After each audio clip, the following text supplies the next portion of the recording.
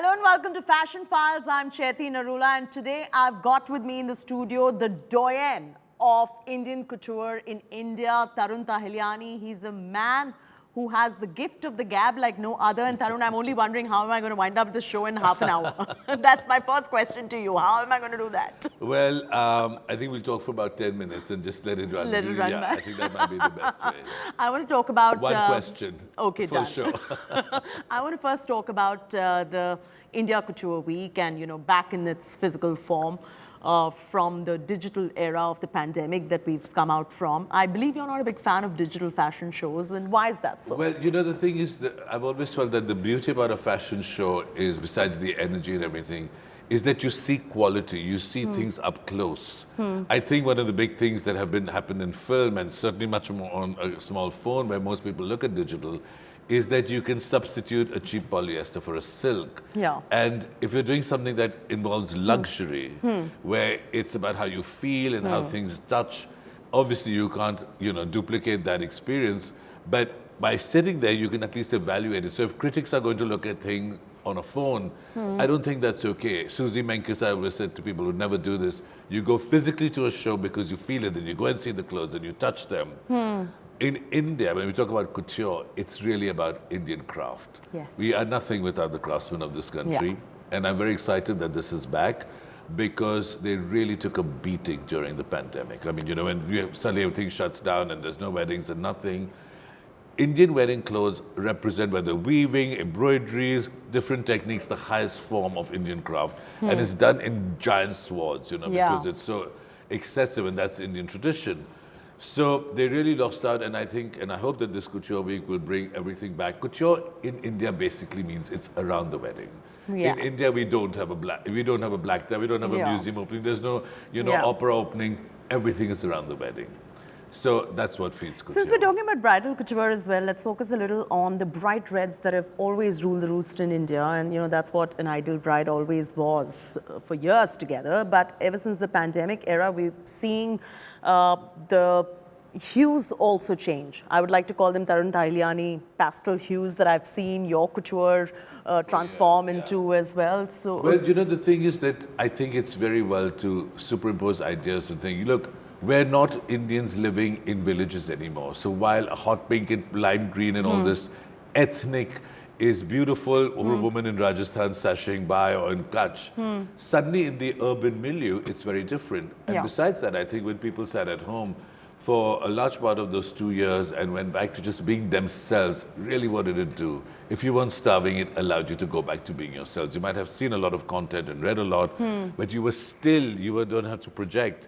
And I think in an urban milieu, we are all global. You and I, we are very proud Indians, but we're speaking in English. We're educated in top English schools. So there's a new kind of life that's emerged from this globalization. Fashion has taught me India like nothing has, because I've traveled, I work with craftsmen. But now to suddenly be bright pink, interesting is one thing for a Gujarati to do at the dandiya. But it's not the life I've grown up in. So when my kids got married, they were beige and cream. They dress and live in the color palette that they do normally. It's also a fact that we wear a lot of Western clothes, and so we're kind of restricted. There's nothing wrong with color. Please wear it the way you want. But I think that I keep telling people when they say, one night we're going to do a black tie and I'll wear some gown, and the next night I'll do Jodha Akbar at the wedding. I'm like, wait. You're not a movie star. Correct. You're not playing 5 different roles. You are yourself. Can you please just stick to what works for you? So you believe in shedding the weight of the bridal couture and keeping it simple. Is casual couture where you're heading now? I think that... As we are turning out to be global citizens more in fact, more. just on the way I was talking to my head designer, Mansha Sani, and I said, we are starting one of the pieces with a beautiful sculpted corset, and we should have just done it with heavy pants, with a line of embroidery down the side, because it can't be only for the brides and their families. And as couture abroad is worn for special occasions.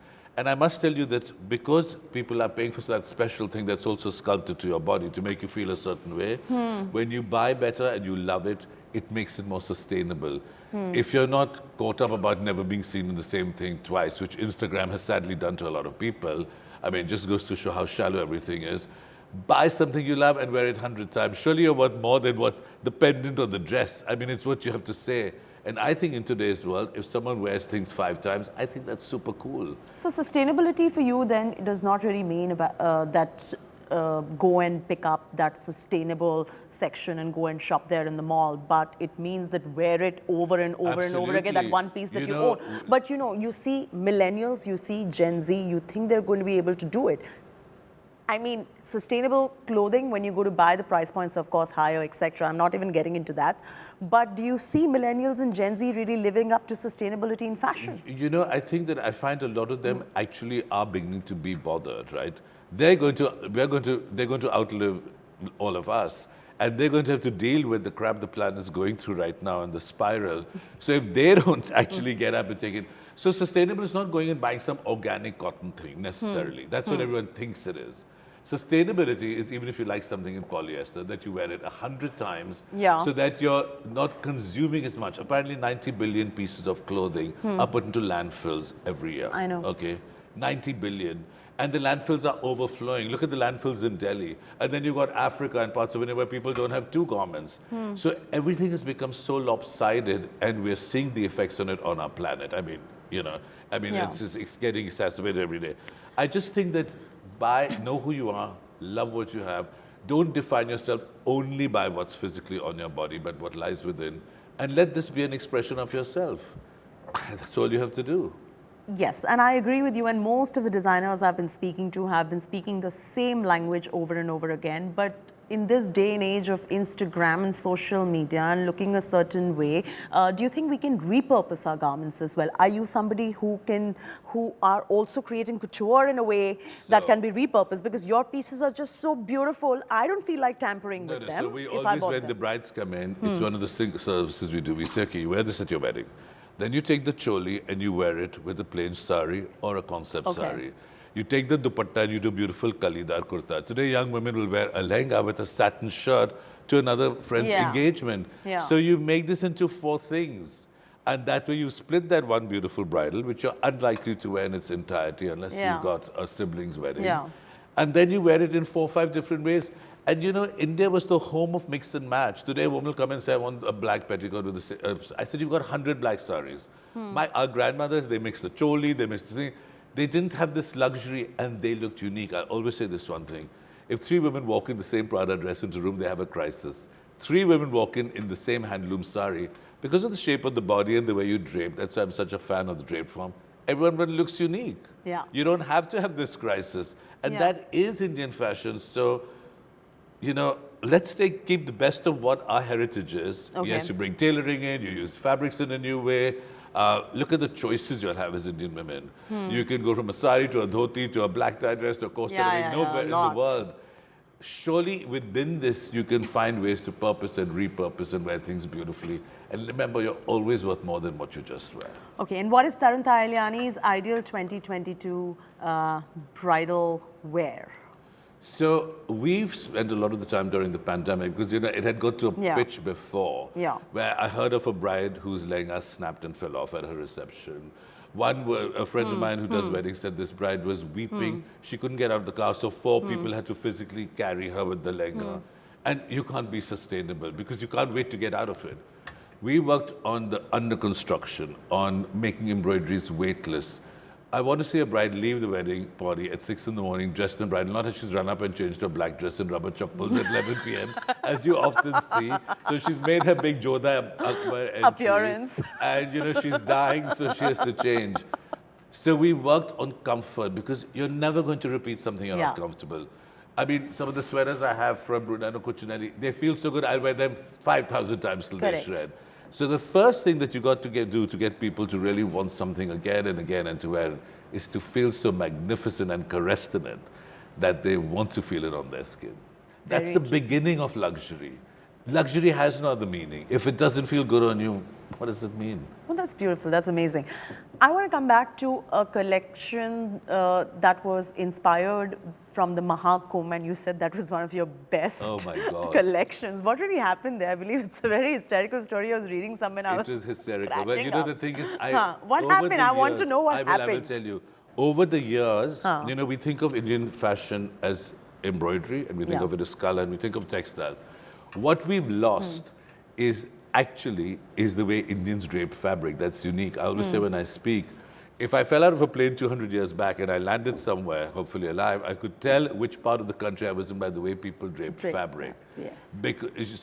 And to go further with the story of the sari, if you're walking in Kutch and you got all those men in Saurashtra who are walking, they wear the kedu, they wear the big turbans, they're basically shepherds, and they have those dhotis. But even though they're all wearing the identical piece of fabric, they look unique because the drape just alters to each body and everyone's hand is different.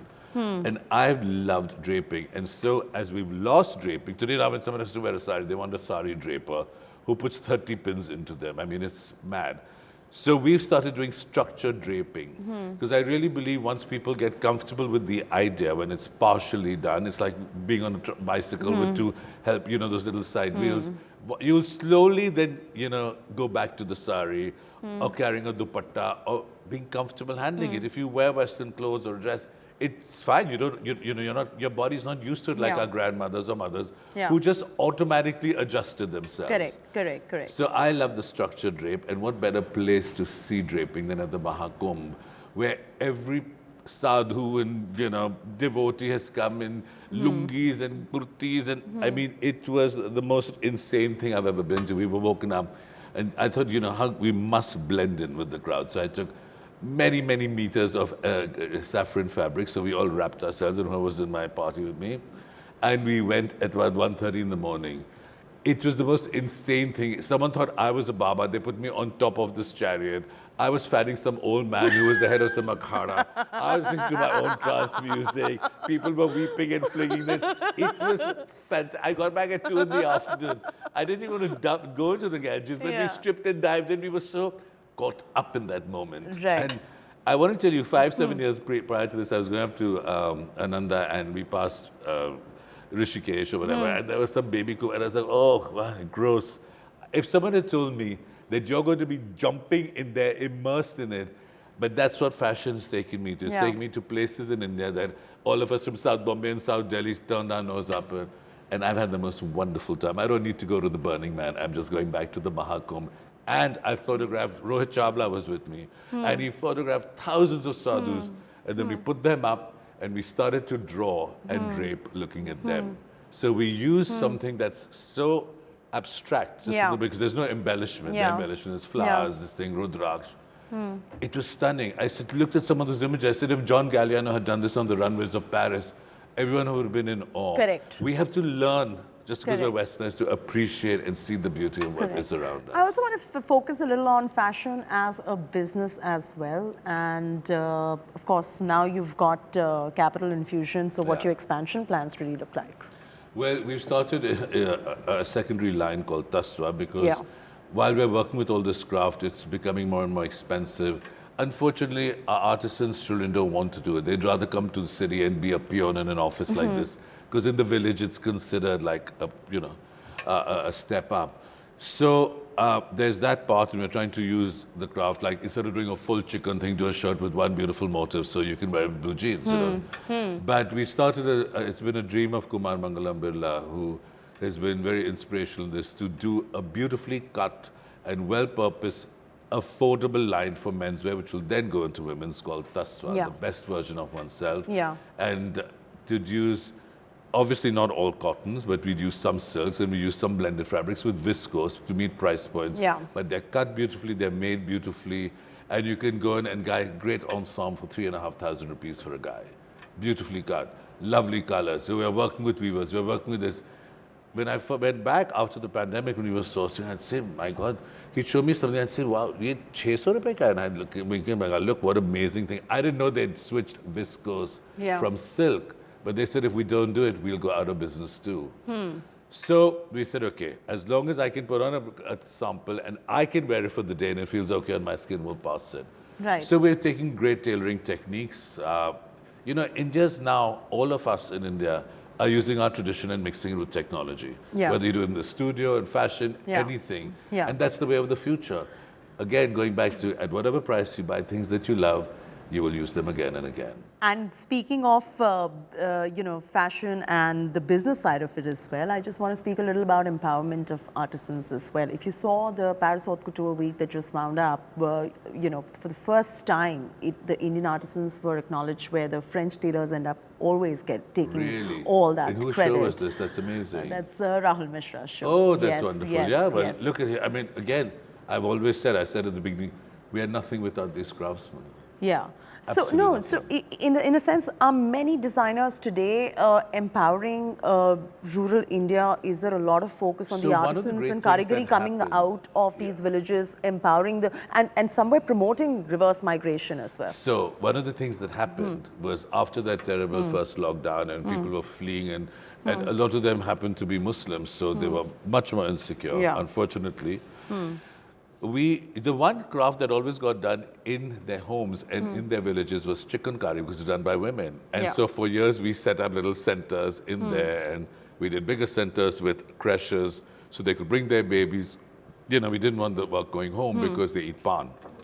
Now we learned that this is possible because the pandemic has said everybody's scuttling home, and he said, do they need to come back? There might be another thing, there might be another wave. So we've set up centers all over, and there has been a tremendous reverse migration. They live with their families, so socially it's much better. They're at home, the money goes much further away. They're not running a separate establishment, 10 people to a room living in Delhi or Mumbai. And it's wonderful. We needed to break a mindset. The pandemic forced us. So there's a lot more work being done. And when that work, the high quality work is being done in the villages or the towns, and everybody else sees it, there's a better chance that they will engage with it than it's some foreign thing that's, happening in a city and chalu kamya hota hai, Right. You raise standards, everybody benefits around.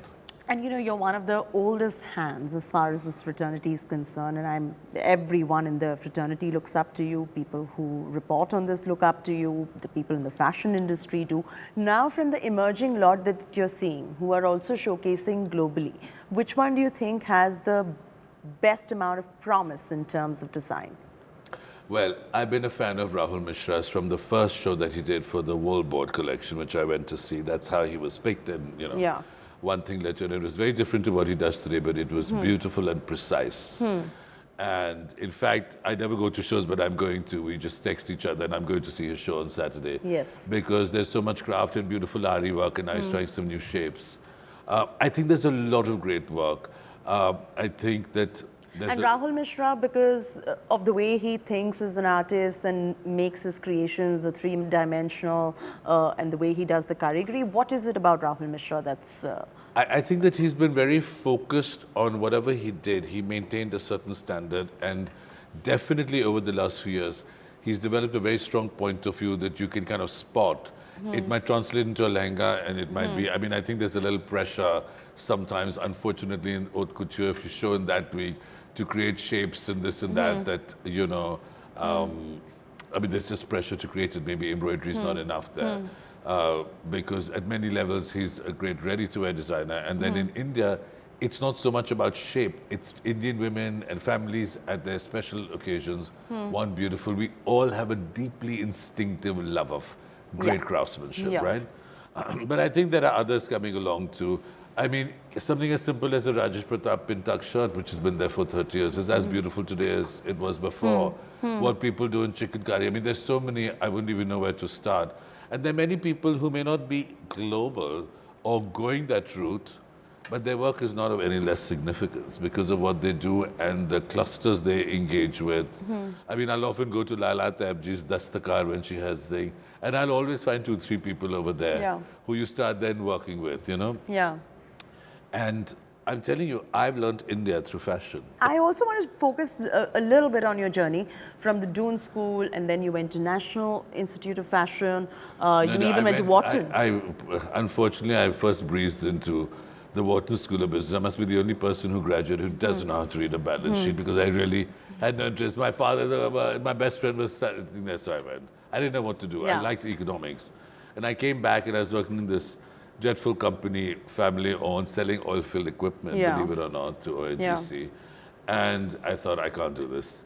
And we had this defunct showroom, and it was an India Today cover story, let me tell you, that inspired what today has become. I always say this, They did in 1987 a cover story with Feroz Gujral on the cover, styled by Rohit Khosla, and a hot pink dhoti and a turban, which was the signature. And it said the new fashion burgeoning something. And they covered some boutiques and Ravi Saw and Beena Modi. And my wife looked at it, and she had just moved here from the States. She said, I can't get anything that fits me. And the idea of Ensemble was born with her and Rohit Khosla. They were shooting the Vimal campaign, and I had gone along. And we opened in this defunct machine tool showroom Ensemble to promote Indian design. Both Indian designers who were doing beautiful work and needed to showcase it, or Western brands like Neil BF or Oscar de la Renta who were doing beautiful embroidery in India. You know, it was a very different India then. And it's not that it was commercially successful, but it just was the right place at the right time and excited people. I mean, we were on the cover of Bombay magazine, which was also in India today. A week later, I didn't even know what a placket was. I've been embarrassed for about 6 years because people just assumed I knew everything and I knew nothing. So fashion happened by chance. So what do you have to tell many who are aspiring to be in this fraternity, who love sketching? I do remember. So I sketched. But there was nothing to do with it. And then we were broke and Sal went to model for Pierre Cardin because he came to, that's how I saw my first show. We weren't exposed. Fashion was taught in polytechnics, home science, you know, how to mend underwear and socks, I suppose, you know, I don't know. And so I've always said, you've got to, if you've got a passion, today's India, like never before, has opportunity for you out there. But please don't think that fashion is what you see up here, beautiful models on the ramp. Tomorrow I have 20 minutes to show a collection we work for 6 months on, day and night. So it can skid off the rails, it could be misunderstood, it might be misrepresented. It's dog work, but when you love something and you're passionate about it, it ceases to be work. So you say that fashion is not just about beautiful models walking down the ramp and what we sit there and look at the couture week, etc. Then what is fashion according to you? Fashion is the deep underbody where you have an idea, you take something out of a head, or you look at the comb, or you look at an embroidery, whatever it is that gets your goat. And you create. Look, fashion is a mirror of society. Fashion evolves, fashion leads, you know, there's so many facets to everything. You know, it's got to fit people, you've got to produce. It's the easiest thing to skid off the rails. There are many brilliant people all over the world. Some of my favorite designers, Claude Montana and all abroad, who were never heard of again, who just went defunct because they couldn't manage one. Fashion is a wheel like any other business. Design is only one part. How you manufacture, how you distribute, how you this thing, everything. I mean, my parents wanted me to be an engineer. We're like, what are they thinking? Anyway. But back in the day, did you ever think you're going to be one of the biggest couturiers in this country? I didn't know what a placket was. I didn't know what fashion was. So there's nothing to think. Right. You dive off a cliff and you go with the flow, and then you just go with that journey. Very lovely to hear that, and thank you so much for joining us today in our studio. My pleasure. I'm glad you dragged me here. So this is Chaiti Narula signing off, and of course that's Tarun Tahiliani in an exclusive conversation here on the Fashion Files on India Today. Thanks so much for tuning in. Thanks for your time.